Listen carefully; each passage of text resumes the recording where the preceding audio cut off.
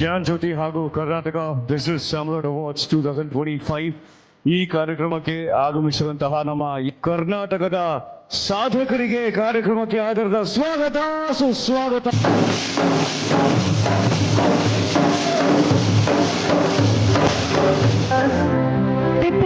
Swami, who is the founder of Mukhya Prana Enterprises.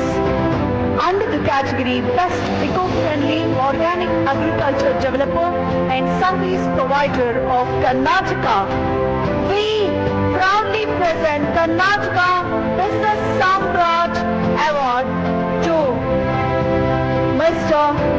Tipperudra Swami, Dr. Tipperudra Swami.